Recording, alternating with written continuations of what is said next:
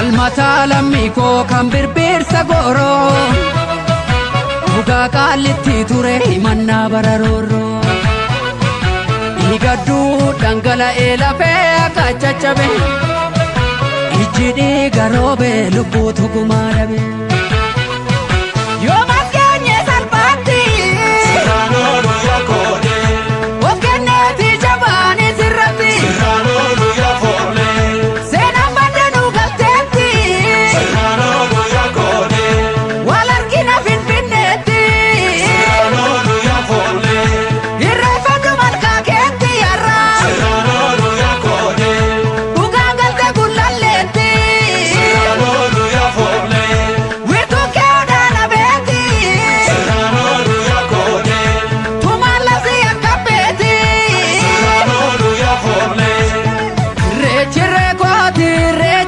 kooti seenaan tiksa ani sakka abbaa kooti Reechiree keenya seenaan tiksina nuti sakka abbaa keenya.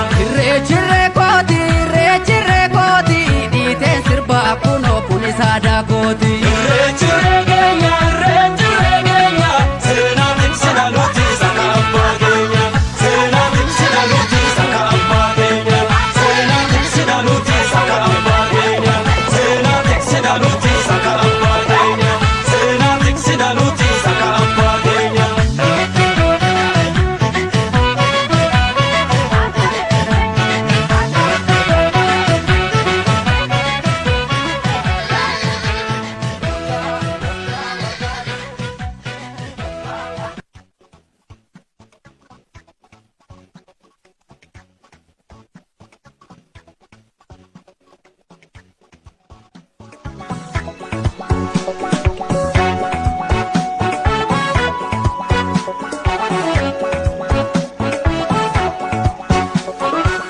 Obo seenaa ijoolleen biyyaa Raasayoo shaggooyeedhaan akka baanu kaa'ee. shiriru wayyee jirtan wayyee ijoolleen biyyaa Raasayoo shaggooyeedhaan akka baanu kaa'ee. waame gaaratti lafee waame keessummoota keenya simannaa kabajamoo Dr. Abiy Ahmed ministeera muummee Itoophiyaa fi keessummaa kabajaa guyyaa har'aati. kabajamoo giifti duree Zinnaash Taayyaachos obbo Dammaqaa Mokonnin kabajamoo ittaanaa ministeera muummee fi ministeera dhimma alaati. kabajamoo obbo Shimallis Abdiisaa pirezidantii mootummaa naannoo Oromiyaa kabajamoo injiinar Habtaamuu Tagany daayireektara olaanaa abbaa taayitaa daandiiwwanii Itoophiyaa yeroo ammaa kana simatamuu irratti argamuu hundi keessan keessummoota keenya simannee gara sagantaa itti aanutti darbina. Faayoo as koomii chayyoo.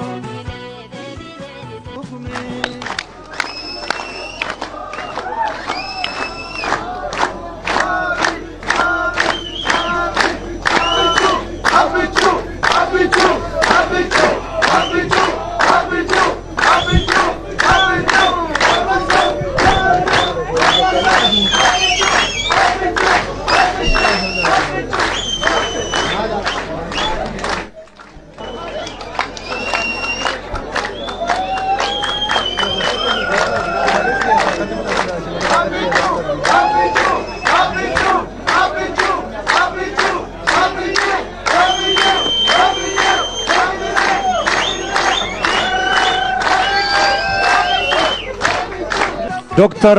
Abiy Ahmed ministeera muummee Itoophiyaa fi keessummaa sirna kanaa sirna ijaarsa eegalchiisuu daandii Amboo Gudarii fi Gudar Shanan Sanyoo konkiriitii asfaaltii nu gidduutti argamaniiru galatoomaa ulfaadhaa.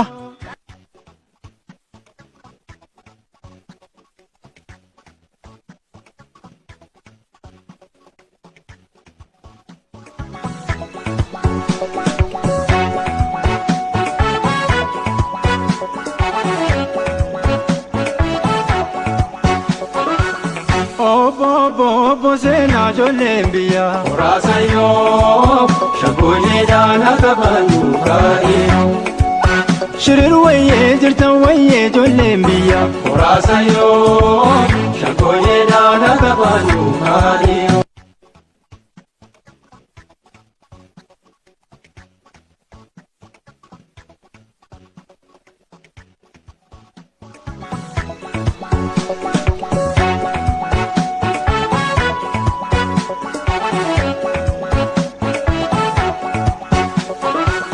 Obbo seenaa ijoolleen biyya. Muraasa yoo shankoyeedhaan akka baanu kaa'ee. Shirir wayyee jirtan wayyee ijoolleen biyya. Muraasa yoo shankoyeedhaan akka baanu kaa'ee.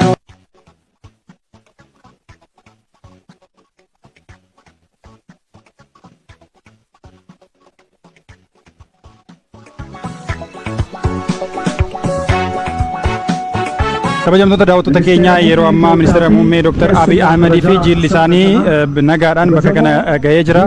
Egaan daandii piroojeektii ijaarsa daandii gudar amboodhaa hanga gudarii gudarirraa kaasee hanga shanan sayyoo qaqqabsiisuu jalqabsiisuudhaaf bakka kanatti nagaan argamanii jiru. Uummanni simannaa ho'aa taasifeefii jira.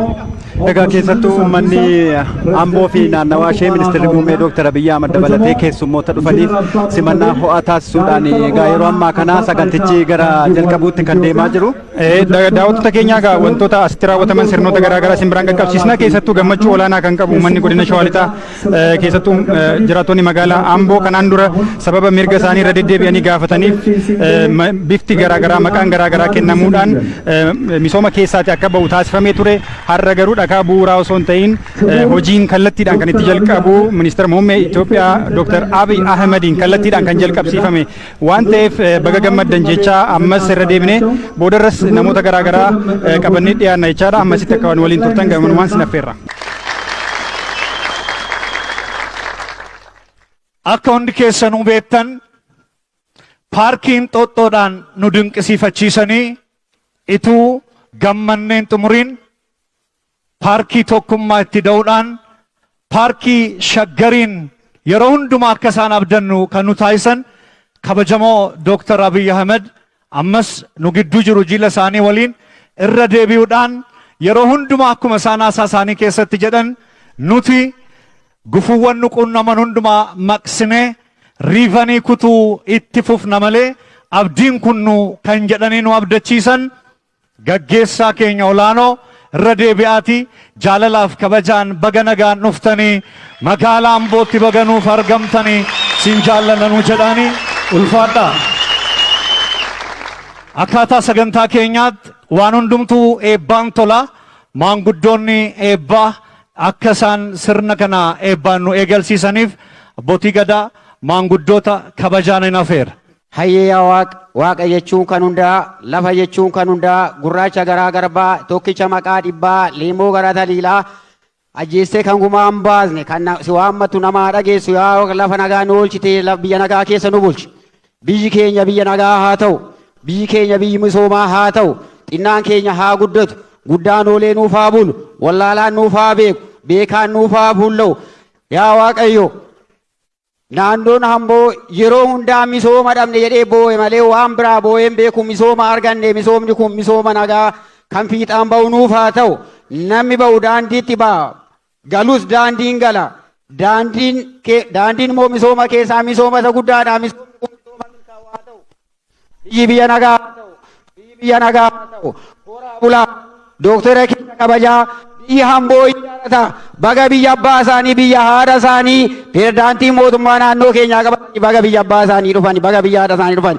Nagaa nuuf qalanii haa galan, fardi bahee nagaa naa galu, namni bahee nagaa naa galu. Horaa bulaa kan hanqise Waaqayyotti haa guutu.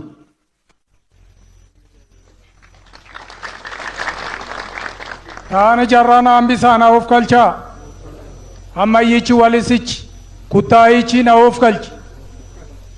Ayeeyaa gungumaa garaa garbaalee maraa taliilaa waan nutubaa malee dhaabatte lafti dhisaa malee diriirti.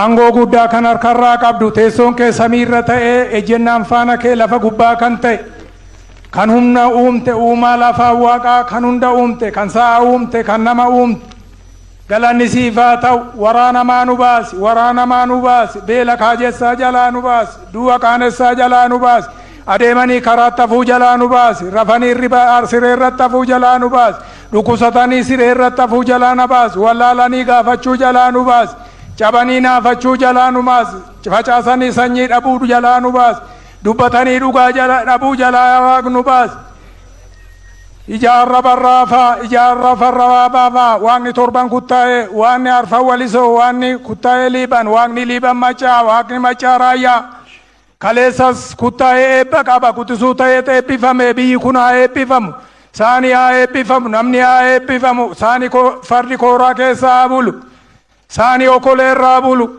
sangaan cimaaddii keessa haa bulu abbaan biyyaa biyyarra oolee haa bulu jaarsi jaarsummaa argatu dargaggeessi humna argatu ulfinni haa deebi'u duudhaan hin badinii duudhaan haa deebi'u Dooktar Abiy akka dubbatanitti Oromoo yoo maal ta'e jedhe seenaan yeroon dhaga'u Oromoon akka dur yoo ta'e isa durii isaatti yoo deebi'e abbaa biyyummaa argata jedhanii haasa'aniiru.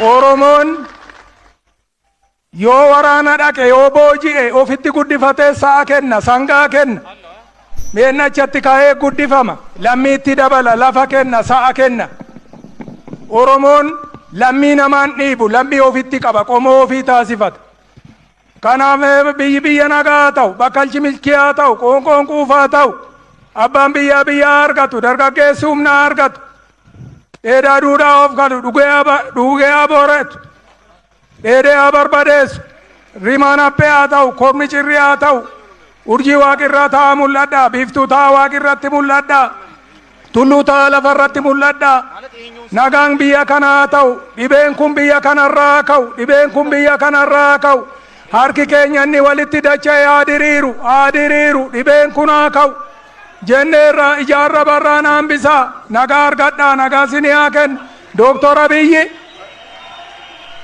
mana biyya haadha isaatii kan itti dhalate biyya haadha isaatii biyya abbaa isaatii Jimma kan itti dhalate daandii kana banee walitti haadhaaf abbaarraa dhalate kuni walaa hammatu jedhee taasise nagaa kennu bulaa nagaa argadhaa eebbifamaa. Nuuf kalcha bulaa jiraadhaa nagaa argadhaa biyyi kun biyya nagaa ta'u biyya quufaa biyya gabbinaa waaqni nuuf haa taasisu.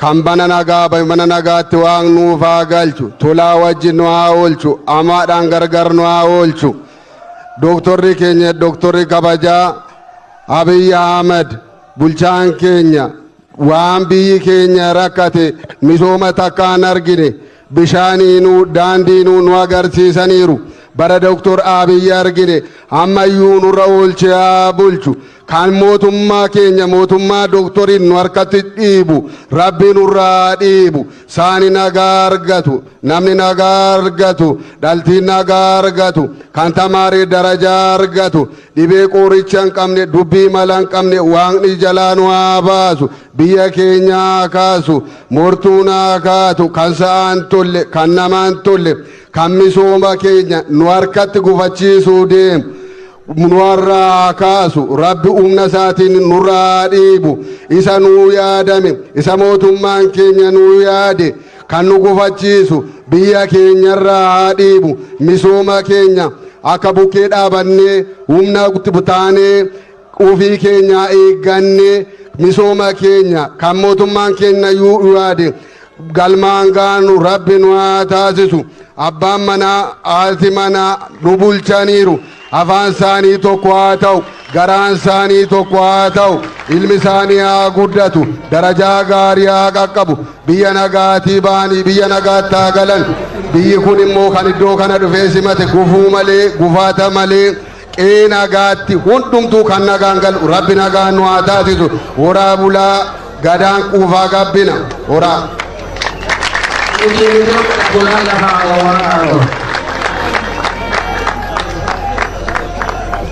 Eebba abbootii gadaatii fi guddaa ulfaadhaatiin jennaa eebbi isaanii immoo habbeetee nuunaa qabatu ለምርቃቱ አባ ገዳዎችን ከልብ እናመሰግናለን። እድሜ ይስጥልን። በመካከላችን አቶ ብናልፍ አንዱዓለም የብልጽግና ፓርቲ ጽህፈት ቤት ኃላፊ ሚኒስትር አሉ። እሳቸውን በመካከላችን ስለሆኑ ከልብ እናመሰግናለን።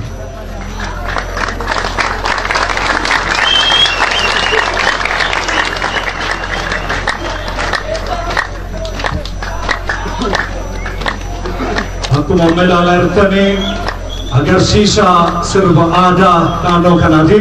Isaaniinis ulfaadhaa jennaan akkaataa sagantaa keenyaan kanatti aansuudhaan haasawaa baniinsaa akka nu taasisan Injiinar Habtaamuu Tagany Daayireektara olaanaa abbaa taayitaa daandiiwwan ኢትዮጵያን gara waltajjiitti nafeera. በመቀጠል የመክፈቻ ንግግር እንዲያደርጉልን ኢንጂነር ሀብታሙ ተገኝ የኢትዮጵያ መንገዶች ባለስልጣን ዋና ዳይሬክተርን ወደ መድረኩ ጋብዛለሁ።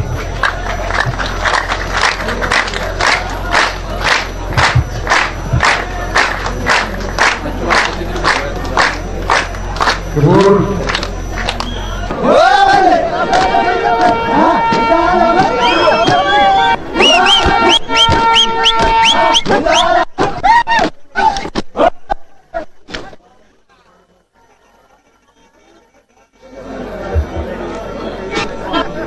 ኢንጂነር ሀብታሙ ተገኝ ዳይሬክተር ኦላና አባ ታይታ ዳንዲወን ኢትዮጵያ ሀሰዋ በኒሳኒው ታሲሱ ሳኒን ገረ ወልተጂት ነፌር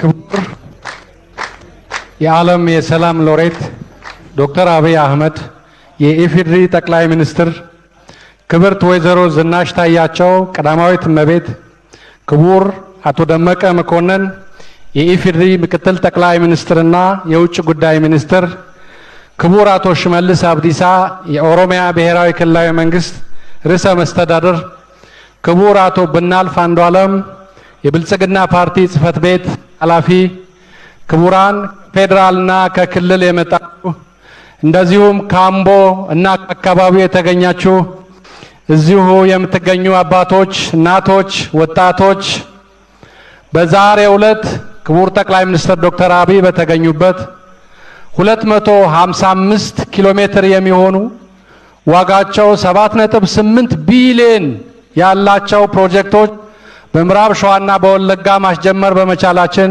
ልዩ ቀን ስለሆነ እንኳን ደስ ያላችሁ። አምቦ ስሟ ትልቅና ገናና ቢሆንም የስሟን ያክል መሰረተ ልማት አልነበራትም።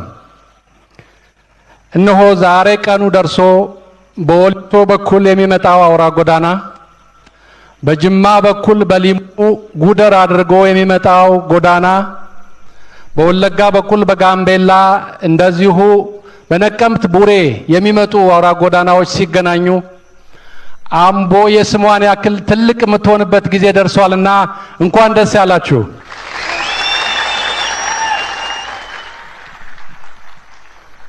አምቦ ጉደር ቅድም ባልኩት ምክንያት ከፍተኛ የትራፊክ የምዕራብ ሸዋ ዞን የኢኮኖሚ ሀብ የምትሆን ተስፋ ያላት ከተማ ስለሆነ ወደፊት የሚመጣውን ትራፊክ ማስተናገድ እንዲቻል 19 ኪሎ ሜትር ያለው በ1 ቢሊዮን ብር የሚገነባ ኤክስፕረስ ወይ ስታንዳርድ ያለው መንገድ በዛሬው ዕለት እነሆ በይፋ እናስጀምራለን።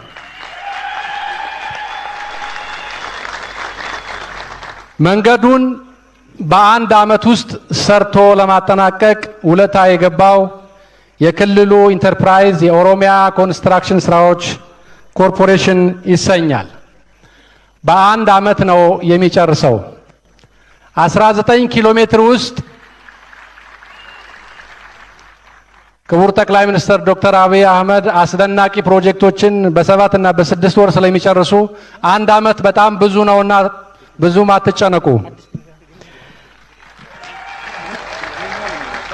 ይሁን እንጂ ከ19ኙ ሃይዌይ ውስጥ ወደ 8 ኪሎ ሜትር የሚሆነው በጉደርና በአምቦ ከተማ ውስጥ የሚገኝ ስራ ነው። በዚህ ምክንያት ክቡር ፕሬዝዳንት ልዩ ትኩረት ይፈልጋል፣ ገዛም ይፈልጋል። ወሰን ማስከበሩ ላይ የአምቦ ሽማግሌዎችና ወጣቶች እንደዚሁ ከጉደር ከተማ የተገኙ በተደጋጋሚ ጥያቄ የነበራችሁ ሁሉ ተረባርበን የከተማ ስራ ስለሆነ ብዙ ቆይቶ እንዳያጉላላችሁ እንዳትቸገሩ በአጭር ጊዜ ውስጥ የዛሬ ዓመት እንደገና ተገናኝተን መመረቅ እንድንችል ርብርብ ማድረግ ይኖርብናል። እንደዚሁም ከጅማ አዲስ አበባ የሚኬደው በወልቂጤ በኩል አድርገን በወሊሶ ብቻ ነበር። አሁን ባለጸጋዋን ጅማን በሊሙ በኩል አድርገን ብዙ ጸጋ ያላቸው ምርት ያላቸው አካባቢዎችን በጉደር በኩል አዲስ አበባ ሌላ አማራጭ የሚሆን መንገድ 92 ኪሎ ሜትር የሆነ በ3.6 ቢሊዮን ብር ዛሬ እንደዚሁ እናስጀምራለን። በአጠቃላይ በዛሬው ዕለት አምቦና ጉደር አካባቢ 4.6 ቢሊዮን ብር ዋጋ ያላቸው ፕሮጀክቶች 115 ኪሎ ሜትር የሆኑ ለወጣቶች እድል የስራ እድል የሚፈጥሩ በርካታ የአካባቢውን ኢኮኖሚ እንቅስቃሴ የሚያሳልጡ ፕሮጀክቶችን ጀምረናል። ጀምረን እንድንጨርስ አብረን እንድንመርቅ ሁላችን እንተባበር፣ ሰላማችንን እንጠብቅ። በጣም አመሰግናለሁ።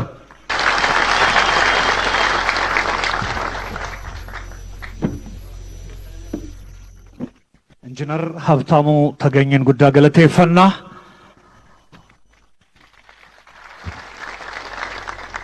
ኤጋ ናምኒ ሆገና መሳፈካታ ከበጀሞን ዶክተር አብይ አህመድ dhagaa bu'uuraa kaa'uu isa jedhu geeddaruudhaan ijaarsa jalqabsiisuu kan jedhuttidha kan inni geeddarame. Yeroo gabaabaa keessatti korporeeshiniiwwan kun hojii dinqisiisaa hojjechuuf muuxannoo qabaniin waadaa galaniiru, deeggarsi keessan immoo nu barbaachisadhaniiru. Guddaa ulfaadhaan ittiin jedha. Kanatti aansuudhaan kabajamoo obbo Shimallis Abdiisaa pirezidantiin mootummaa naannoo Oromiyaa ergaa gabaabaan hundeessuudhaan achumaan kabajamoo Dr. Abiy Ahmed ministeera muummee Itoophiyaa fi keessummaa kabajaa guyyaa irraa akka naaf afeeran kabaja olaanaa fi jaalala guddaatiin ani gaafadha.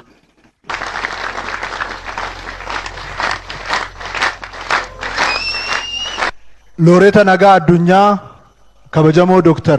Abiy Ahmed muummicha ministeeraa mootummaa federaalaa dimokiraataa Riippaabilika Itoophiyaa baga magaalaa keessan Amboo Niiworkitti baga nagaan dhuftan.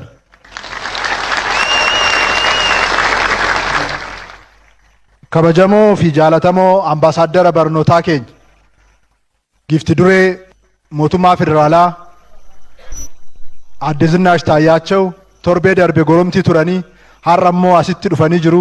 Isinis baga nagaan dhuftan. Kabajamoo obbo Dammaqa Mokonnin ittaanaa muummicha ministeeraa mootummaa federaalaa fi ministeera haajaa alaa kabajamoo obbo Binnaal Fandaalem hoogganaa waajjira giddugaleessa paartii badhaadhinaa isinis baga nagaan nu dhuftan. Warri Amboos abbootiin gadaa jaarsoleen biyyaa magaalaa Amboorraayis magaalaa Gudarirraa akka waliigalaatti godina Shawaa Lixaarraa warra asitti argamtan hundi keessan iyyuu baga haala kanaan wal agarree simannaa ho'aa hamilee namatti toru ergama caalmaatiif nama qopheessu waan nu gootaniif guddaa galatoomaa ulfaadhaa isiniin jechuun barbaada.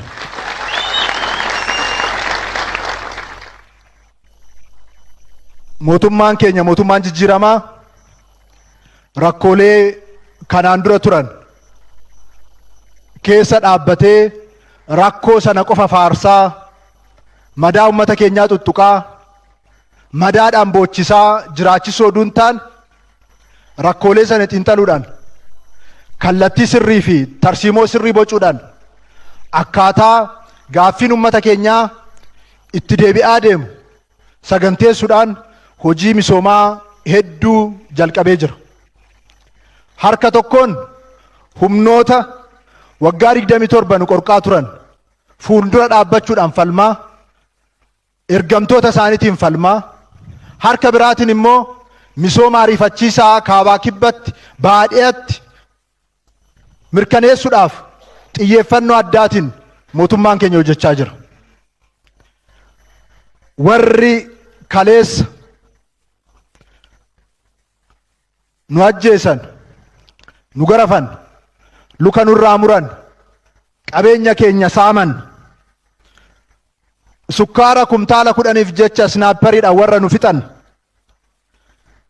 warra sanis kara iddoo dhugaatti gaggeessinee ergamtoota isaanis xaragaa jirra.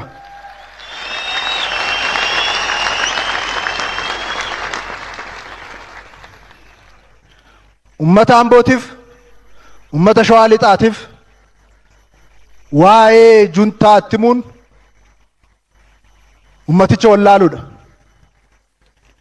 Ummanni kun guyyaa jalqabaa humni kun biyya kana galee jalqabee marxiffatee xiqqaa hagga guddaatti aarsaa qaalii kaffalee jira. Aarsaan qaaliin kaffale sunis firee buusee humnoonni kun akka diigaman akka buqqa'an ta'ee jira. Humnoota buqqa'anii fi diigaman kana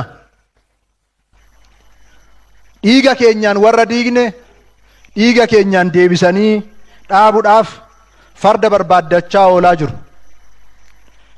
Kanaan dura farda argataniiru. Farda keenya deeffanne rakkaa caaluun jedhe. Amma immoo farda biraatti hin kenninu. Ergamtoonni juntaa har'a Amboorraa giddugala qabsoo Oromoorraa ergaa tokko isiniif dhaama.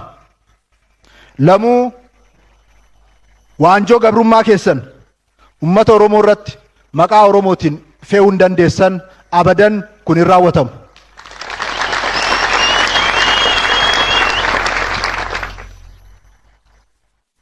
Dhiigaan kuffisnee dhiigaan hin kaabsu. Dhiiga keenyaan misooma keenya bilisummaa walqixxummaa biyya keenya keessatti bu'uuratti tolchuudhaaf jabaannee hojjenna. Mootummaan jijjiiramaa keenya looreetan addunyaa Dr. Abiy Ahmediin gaggeeffamu waggaa lamaan darbe kana keessatti lixa Oromiyaa qofatti pirojektoota 17 daandii irratti qofa akka jalqabamu taasisee jira. Kunis har'a magaalaa Amboo fi magaalaa Gudar seenaa biyya kanaa keessatti yeroo jalqabaatiif magaalaa lama istaandaardii kanaan daandii wal qunnamsiisu isa jalqabaa ta'a jechaadha. Isa kanaaf kabajamoo muummicha ministeeraa keenyaa kanaa galateeffattan kabajaan isin gaafadha. Gudar Limmuun Jimmi muummicha ministeeraa keenyaa fi olaanaa qaba. Haati isaanii Shawaa Lixaadhaa ka'anii lukaan Jimma galan. Biyya abbaaf biyya haadhaa immoo har'a daandiidhaan walitti nu fidhan guddaa galatoomaa ulfaadhaa isiniin jechuun barbaada. Saqqaa Atinaagoo, Jimmaa Cidaa, Caanqaa Gidaamii, Shaambuu Agamsaa, Gimbii Mattuu Bypass, Najjoo Beeggii South Sudan, Caanqaa Gidaamii, Gullisoo Calliyaa Beeggii, Naqamte Buree, Naqamte Kaamaashii, Dambidolloo Gaambeellaa, Aggaaroo Geeraa, Suphee Laaloo Qilee, Hojja Duree Qanaatee meeqa lakkaa'ee meeqa isinitti himu. Kun hundumtuu waggaa 27 miti. Waggaa lama keessatti gaggeessummaa muummicha ministeeraa keenyaan lixa Oromiyaa qofa irratti jalqaban. Qarshii biiliyoona 38 oliin kun naannoo keenyaaf biyya keenya Itoophiyaadhaaf hiikoo guddaa qaba. Uummata walitti hidhuudhaan diinagdeen bakka jiru carraasaa akka caalmatti ba'u gochuudhaan naannoo keenya biyyoota ollaa faana naannolee ollaa faana walitti hidhuudhaan sochiin hawaasa diinagdee caalmatti akka dagaagu gochuu keessatti hiikoo guddaa qaba. Hojii boonsaan kun yeroo gabaabaa keessatti caalbaasii fi diizaayiniin isaa xumuramee hundi isaanii kanan armaan olitti eere hojiin isaanii jalqabamee jira. Kanaafuu akka kanaan dura waadaa sobaa akka kanaan dura ibsa adda addaa qofa osoo hin taane hojii qabatamaa jijjiirama qabatamaa kallattii waa hunda hojiitti galchuudhaan